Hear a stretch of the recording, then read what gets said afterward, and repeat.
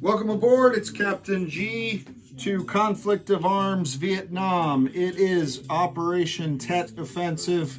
We are in January of 1971. This is the recap. These were the purchases that the units, that the factions made this turn, including another fire base for the South Vietnamese, more infantry and supplies for the Viet Cong to reinforce their final holdings in Cambodia, and the NVA trucks to move supplies down Ho Chi Minh Trail, SAMs to guard against the U.S., more supplies, and some Laotian infantry for ARVN.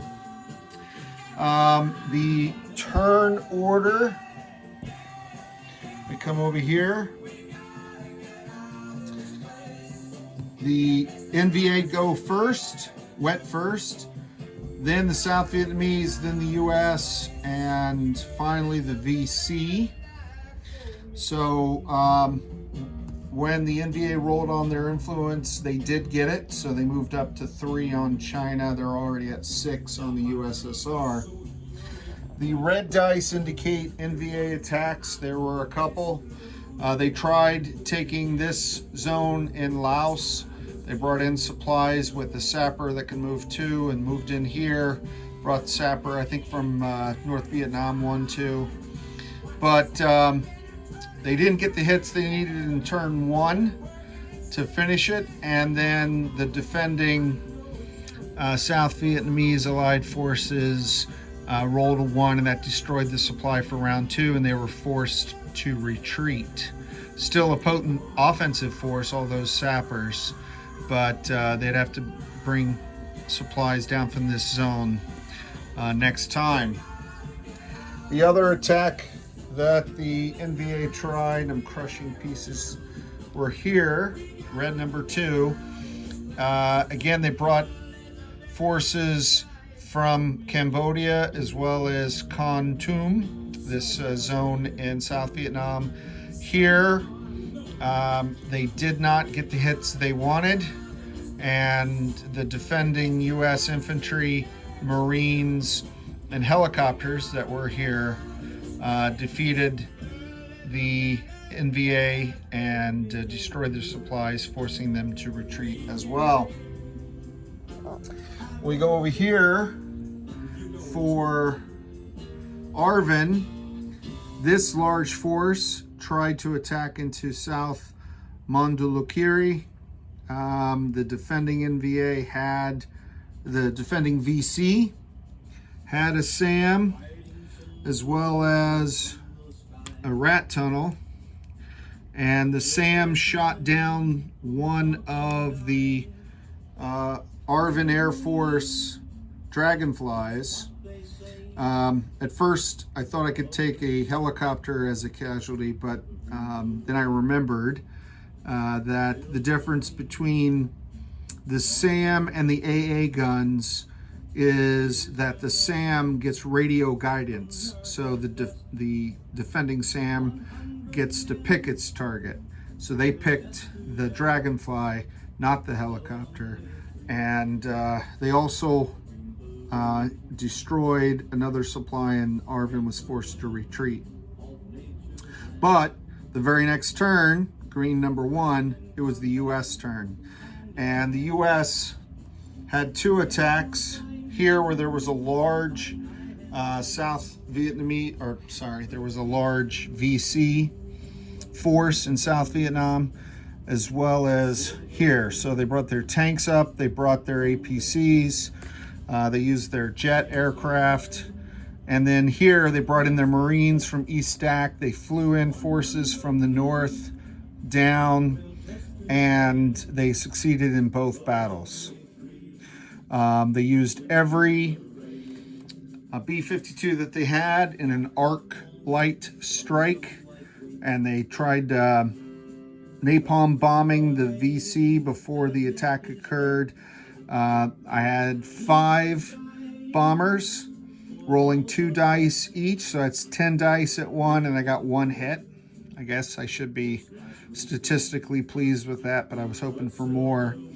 Also from the fire base here in Cambodia, the forward fired base, they rolled into South Mondulkiri. They got 1 hit out of the 2. And then firing out of the fire base in Nha Trang, they missed on both.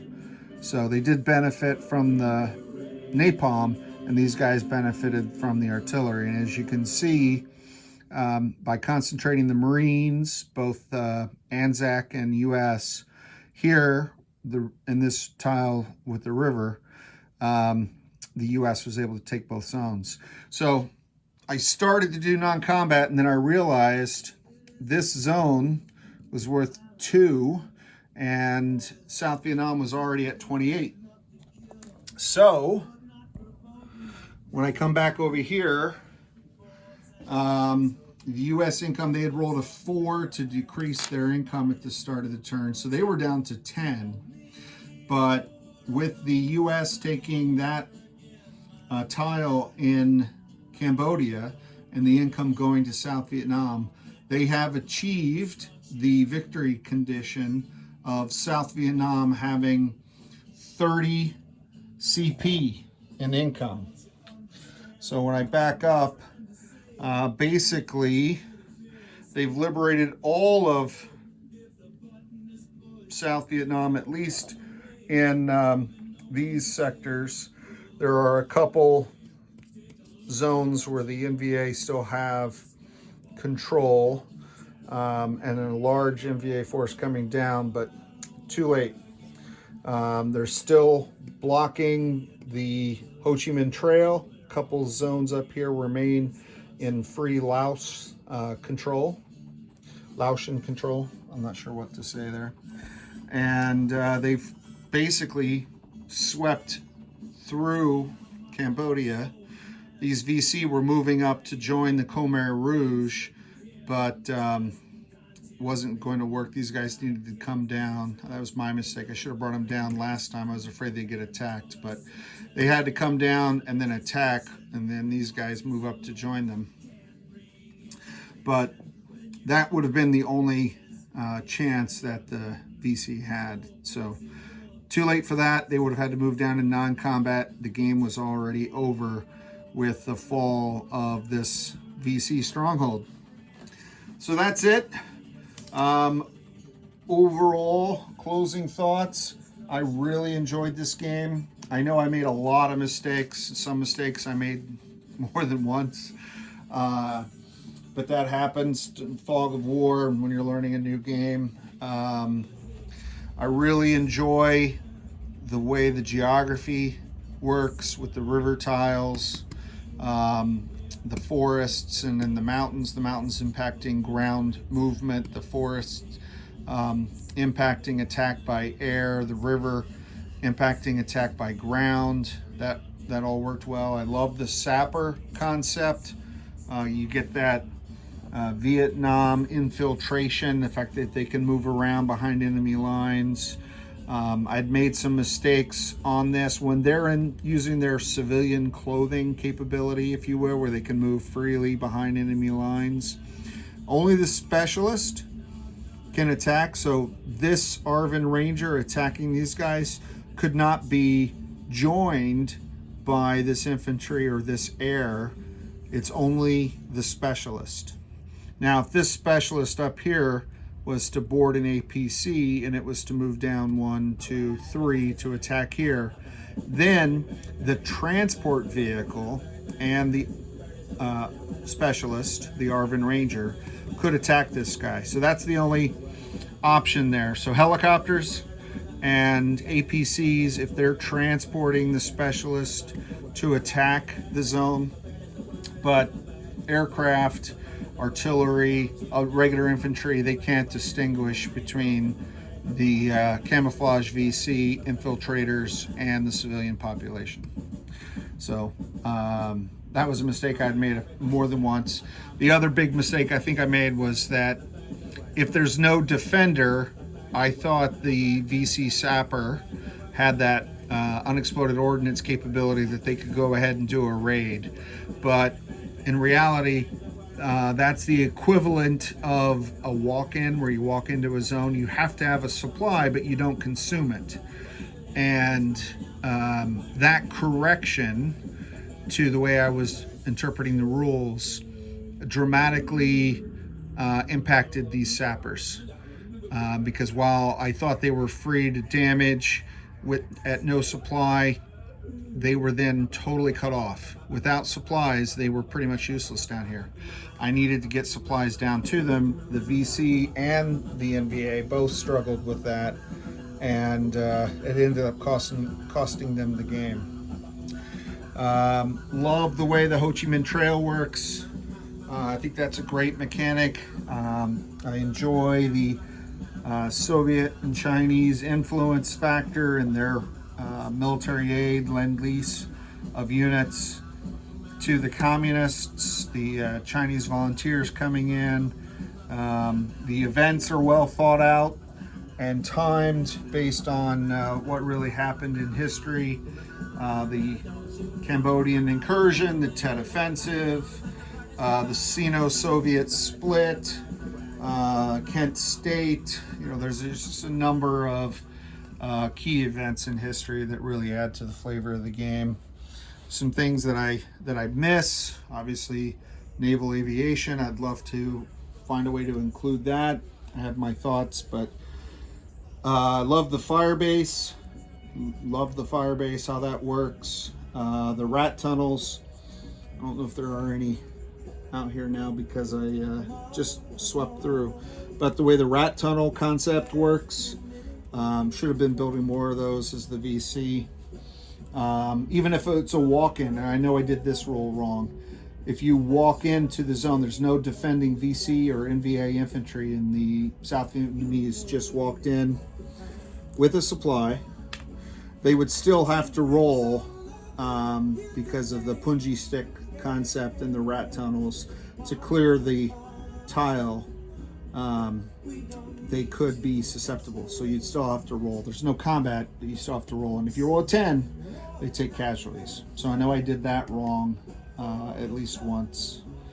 Love the MiGs, love the jets, love the B-52s, and the napalm bombing, strategic striking. It's frustrating that it's not as effective as you'd want, but that was the reality of the war, right?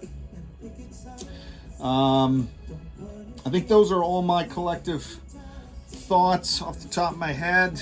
Well, actually, no, it's not. I do really enjoy this order and combat initiative, the U.S. morale. Obviously, this war, more than any other war, or at least this was the first one to be heavily influenced by the morale of the American people and war weariness, and any defeat having a big impact to the point where the U.S. is eventually pulling out of the war. So that was a great mechanic, well done. This is great. And also the fact that each faction does combat before you do non-combat. So you had to make a decision. Are you going to leave your tile open for the enemy to attack before you get a chance to reinforce, or do you limit your offensive actions in order to keep some forces in reserve? And that's extremely realistic, right? Real life is not a risk game where you stack up all your armies and just march in one direction until you conquer everything. So, all right. So I think that is it. My intent is to reset and then prepare for another playthrough. I've done the late game events, the Tet Offensive, the activation of the bonus yellow and red income, the Cambodian incursion. So now my next game, I want to start back in 1965 from the very beginning and play at least through the Tet Offensive again and then stop. I don't know if I will play an entire game or not, but I want to at least do the beginning part so you can see it. Fantastic game, highly recommend it. And thanks to the game designer and testers for making such an enjoyable game for all of us to play. This is Captain G, over and out.